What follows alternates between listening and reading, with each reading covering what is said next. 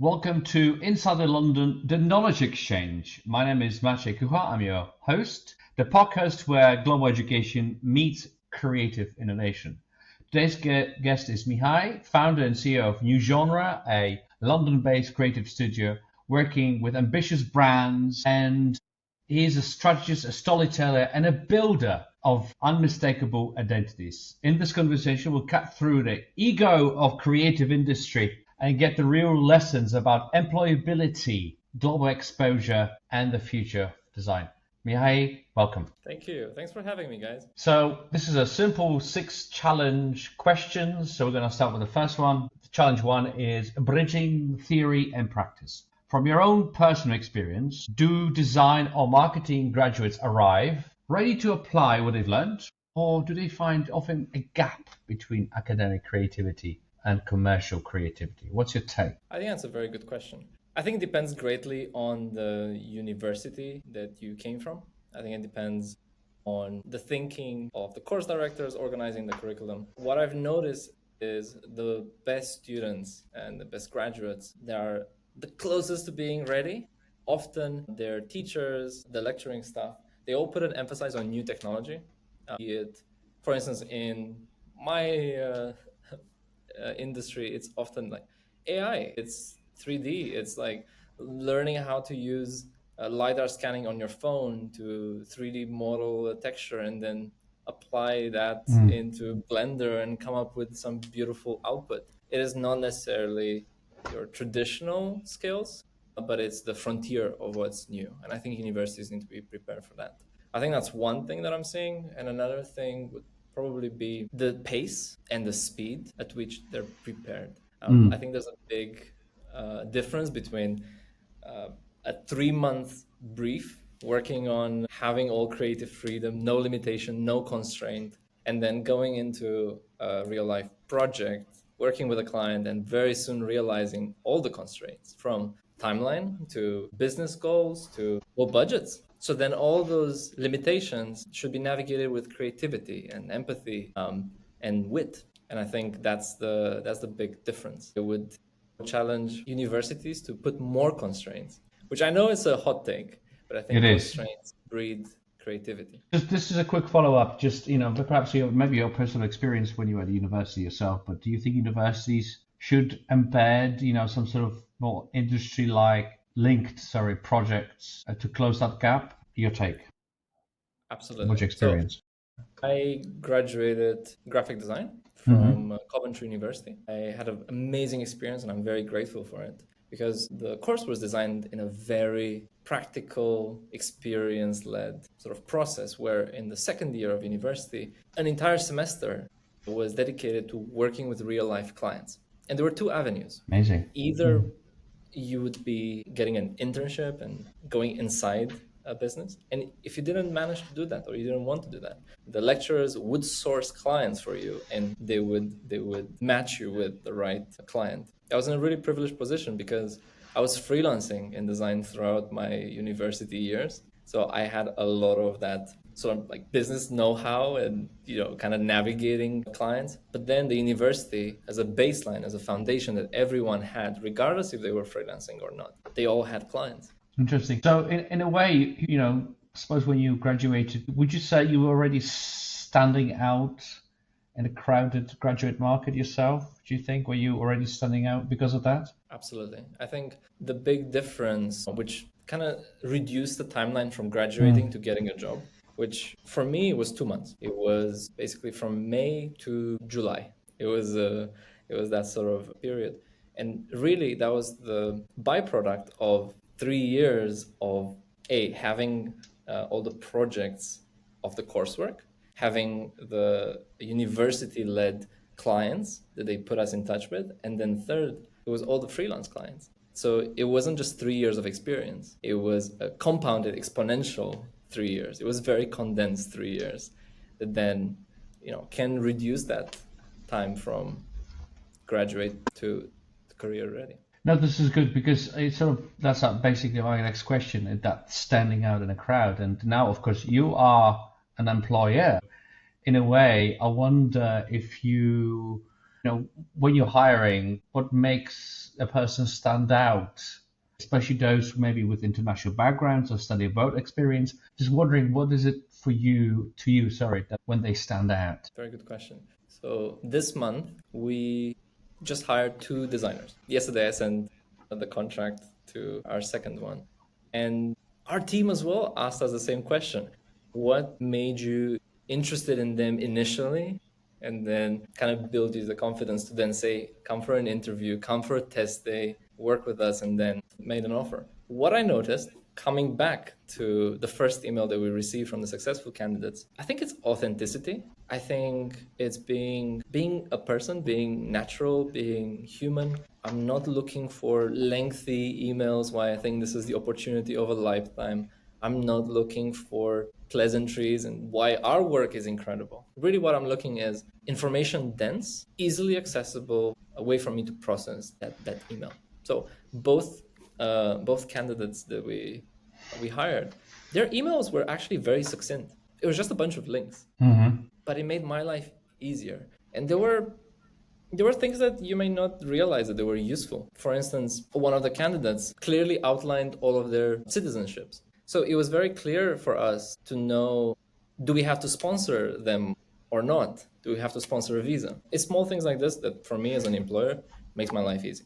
I think that's like a first foundational layer. On top of that, really comes down to matching the experience with the role. Can I wholeheartedly say, after having seen their work, after speaking with them, and after seeing it in practice, one good thing that we do at New Genre, we always invite people as a last step on a test day. I know this is not always possible. Some people may already be employed, but when it is possible, we invite people for a paid test day. So we would pay you the exact salary prorated at that day for you to come to work with us. And at the end of that, I simply try to answer a question. Can I wholeheartedly read the entire job description and say, absolutely, they can do it?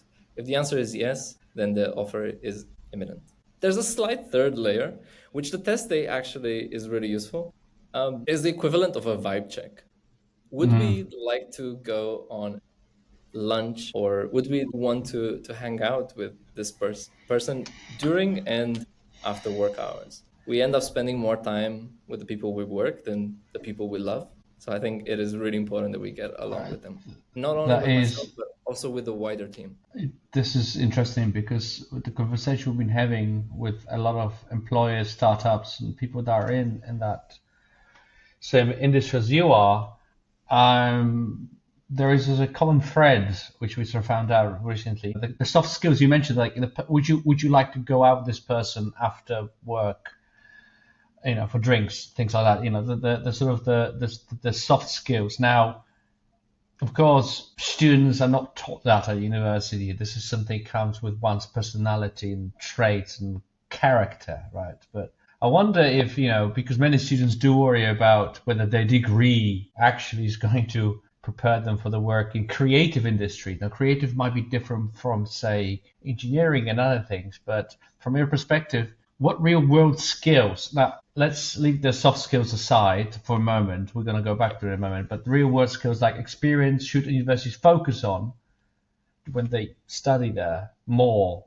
to prepare graduates for, say, agencies like yours to work for them? Anything you can think of? I think any relevant frameworks or tools or know-how that they can instill in the people. I think for us, and it's in our name, it's New Genre for a reason. We're not called old genre. We believe change is the only constant. And in an ever-changing world, you must be highly adaptable. Now, universities cannot forever prepare students for every new thing. They can get familiar and adjust their curriculum and say, Adobe XD is not the right thing for students to use, and they should be using Figma because it's the industry standard, and that is the way it works building a design system. I think that's one thing. And the other thing, I think, is the principles of it.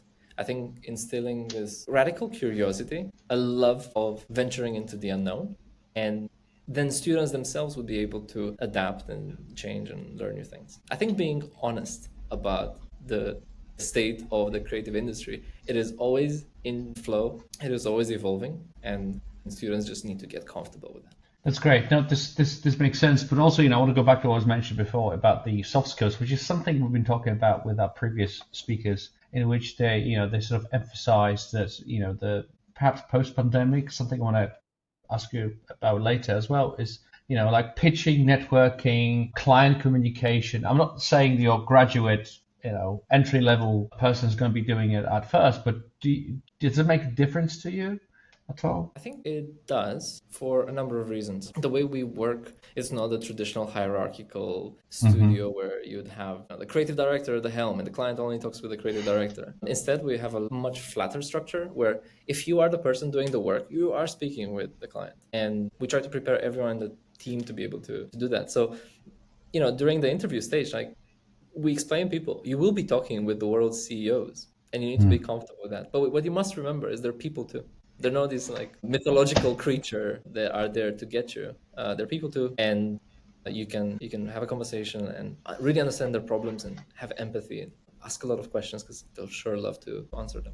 And just like that This applies is to all of our No, clients. no, it's perfect because the more answers the better, and we're trying to sort of get the students, universities understand, that a lot of graduates tend to underestimate the importance of resilience, especially handling rejection in creative careers. I wonder, maybe you have an advice. If you have an advice for anyone that might be struggling with, rejection, because this is something that's been talked about a lot. Do you think they're resilient enough? What would you say to one that got rejections from job applications? I can totally understand why rejection can feel crippling, right? It is hard to say no. It is, and especially we're in an industry where we hear no more than yes. We present three directions, but only one goes through, right? It's a 33% on a good day chance of approval. And that sort of expanded at a hiring process. To hire two people, we had to reject hundreds more. Now, I think there's two reactions to that. I think one reaction could be defeat, and the other one could be using that momentum that has created to ask questions. Why did they reject you? Is it a mismatch between what you thought, your imaginary version of yourself, and the real perceived version of yourself? Get as much feedback as possible. Use that feedback to rebuild what you have and constantly evolve it. People, I find, are quite generous. I try to be as generous as I can with all candidates, with all students. I teach at two universities, and I think that is my way of giving. And ultimately, get comfortable with the process, not the outcome. If you get good at the day-to-day process of showing up for yourself, being present where things happen, go to events. We hired people not through job applications, but because they were at the right event, and only the best designers in our view would be at that event.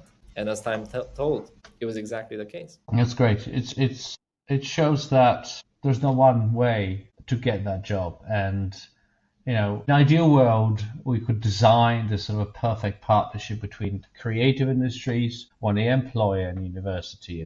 Part of this conversation with you is to find at least a sort of a scope with which perhaps we could try to do that and bridge that gap. So imagine yourself in that position. You are the overlord of the university programs, and you could design a partnership between yourself, new genre, and university. What would it look like? What kind of collaboration could best serve both students and your team? It was up to you. Very interesting. Well, this is my thought that more designers are perfectly equipped to be CEOs and entrepreneurs. They have all the right skill set that would make them exceptional CEOs. But there's this myth that you should finish university to get a job. I challenge that. And if I were to design a university, I would like to design one where we create our own jobs. We become job makers. We become entrepreneurs. We start businesses, not apply for jobs. We find clients or customers rather than job applications.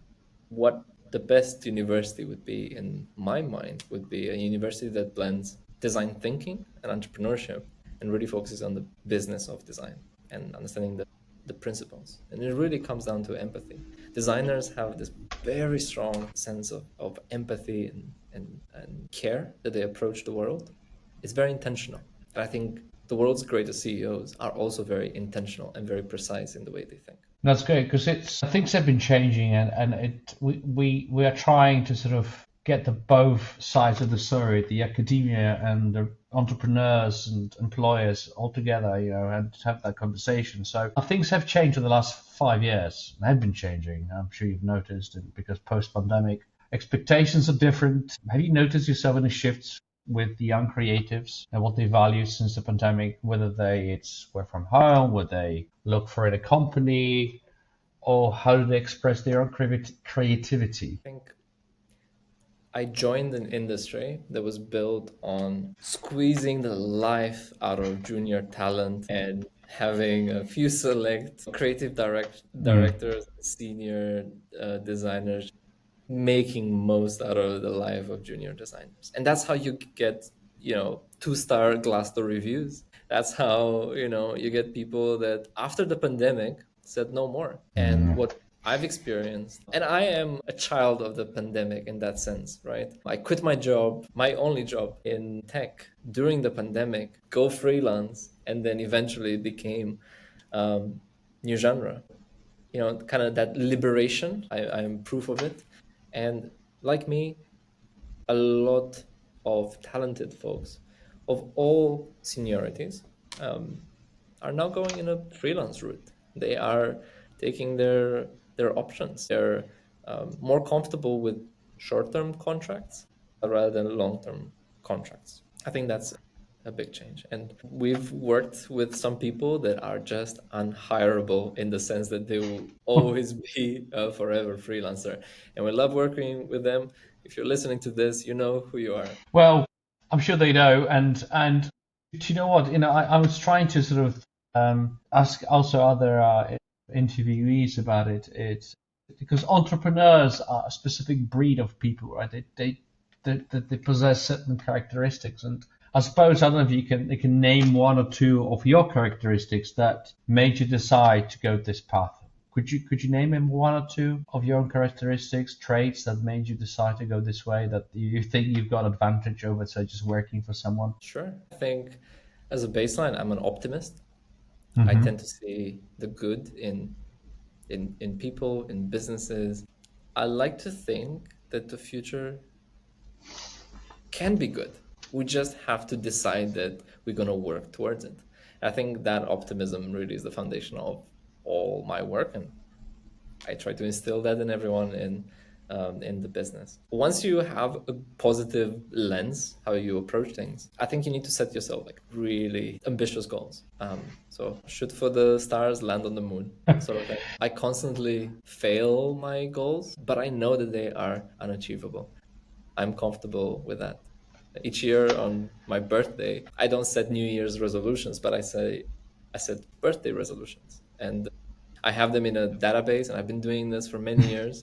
And I do a mid-year review, and I do a day before birthday review, and then I review it again. And the same way I do it on a personal level, that kind of ripples down on how the team sees projects and their own personal ambitions. And lastly, you dream of something great and you have the ambition to do it. I think Yes. then there's two outputs. You can either go eat a sandwich or you can work for it.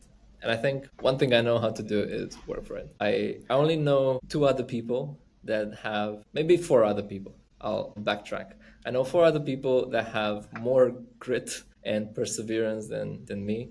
Two of those are my parents, and the other Huh. two are my business partners. Now, this is interesting, and I suppose one thing that one has to remember is that you can't teach really to be entrepreneur. It's something in you, and the risk taking you've been talking about, and not everyone has that lack of risk aversion, because for anyone at this position during pandemic would be very difficult. But we're hoping that it's just bring some inspiration to some that may consider a different pathway.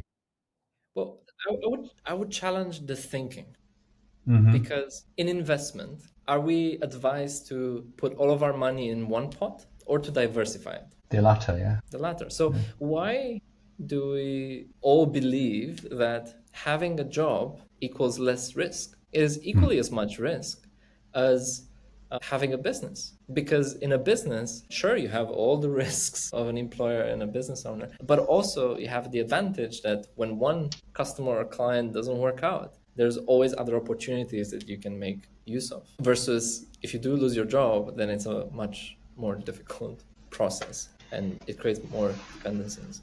I think people accumulate a lot of risk and end up in golden handcuffs where your mortgage, your family, your car payments, everything gravitates around this one thing, and it's your job. And the minute Meta or Google makes any change, you're back in the job market. No, it's interesting perspective, because in a way what we're trying to do is see what our return on investment is. And I'm saying the businesses, but of course, like a capital investment, education is a capital investment. And, you from your perspective, what you've been through, this is our last question, nearly the last question. I might have one more.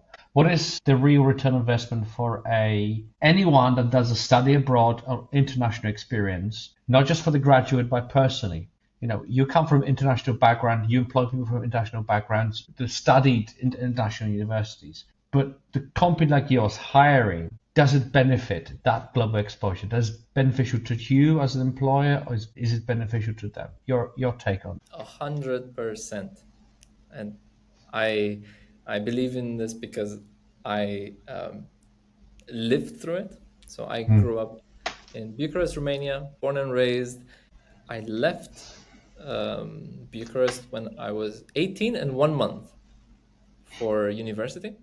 And I moved everything. I moved every single item of clothing, my whole PC setup, even my bike. I shipped my bike from Bucharest to... Do you still have it? Coventry, UK. It was actually stolen during the pandemic. Oh, I'm sorry. I'm so upset about it.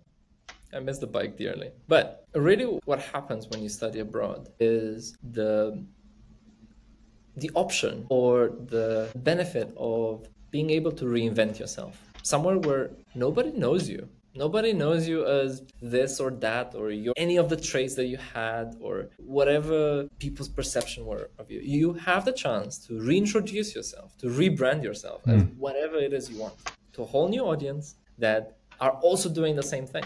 So then you can decide what your character is meant to do in this life. And I see a lot of beautiful personal growth stories during the university years of people that did take that chance and did reinvent them. Or maybe they didn't. Maybe they were great all along. But for me, it was a decision of I was shy and now I'm confident, right? I was quiet and now I talk too much. I think that element of reinvention is really important. On one side, and on the other side, what is creativity? I think creativity is the sum of all the experiences that we have. It is the movie that you watched. It is the exhibition at the V&A that you saw last week.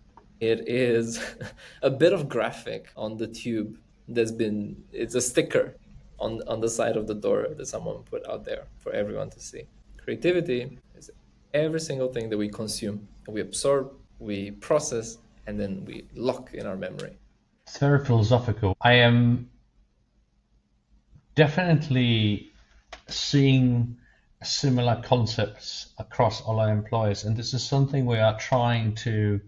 I'm not saying there is a definite hypothesis in which the startups have started, like there's a process, which definitely what you've just described and your journey itself is one of risk-taking, which again, something that I suppose many education institutions cannot teach. It comes within you, but perhaps there could be a setup at a university that could help you prepare you for that journey if you want to start your own business, which brings you to our final ultimate question. It's you're in a position to ask the question to our next guest. Our next guest is from a university. This is not just a admin person. This is the person at the top echelon of power university. Let's pick University of Coventry, your alma mater. What would you ask them? What would your question be to them? What is something that you believe to be true that you've recently changed your mind over, and why? Perfect. We're gonna keep compiling them. That we got a few now, but this is nice, simple, and straight into the point. So thank you very much. Our guest today was Mihai from New Genre, and this was Inside London, the exchange knowledge, the knowledge exchange in which we try to bridge the gap between students, educators, employers. And this conversation is a reminder that the global exposure, soft skills, resilience matter as much as technical talent and creative talent, of course. Thank you, Mihai. That was great to have you on our podcast. Thank you. Thank you very much. Have a good one. Thank you. Bye-bye.